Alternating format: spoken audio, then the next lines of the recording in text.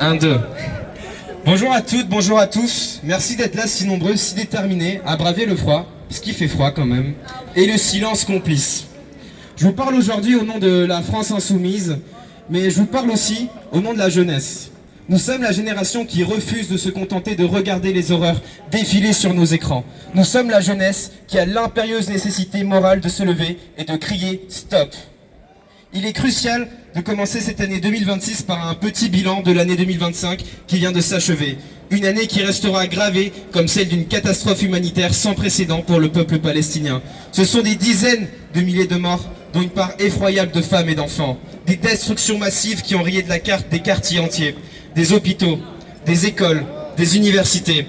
À Gaza, ce ne sont pas seulement des bâtiments qui ont été détruits, ce sont des vies, ce sont des rêves, un futur qui a été pulvérisé. Rappelons-le sans cesse, ce qui se passe n'est pas un simple conflit, c'est une entreprise de destruction, dont sont responsables Netanyahou, Trump, Macron. Au cœur de cette tragédie, il y a l'état de la jeunesse en Palestine. Cette jeunesse, qui devrait être sur les bancs de l'université, en train de construire l'avenir, se retrouve prise au piège dans la violence. Imaginez une enfance marquée par les bombardements, un quotidien fait de déplacements forcés, de faim et de pleurs. Chaque enfant, chaque adolescent, chaque jeune adulte palestinien porte aujourd'hui le poids d'un traumatisme immense. Leur droit à l'éducation, à l'espoir et à une vie normale a été volé.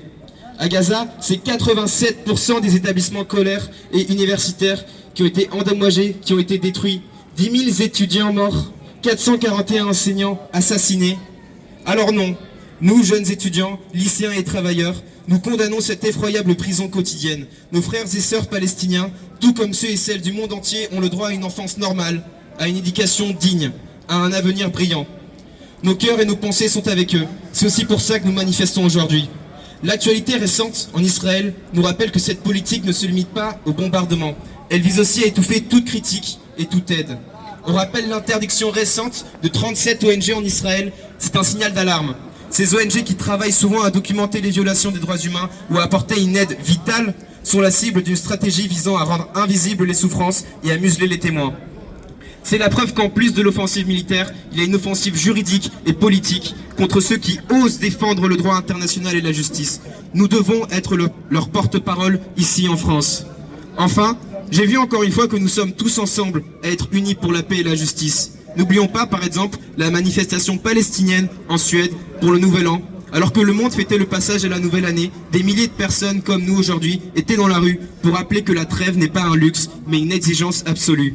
De la Suède à la France, du Maghreb à l'Amérique latine, les peuples du monde entier disent non à la guerre, non à l'apartheid, non au nettoyage ethnique. Nous ne sommes pas seuls.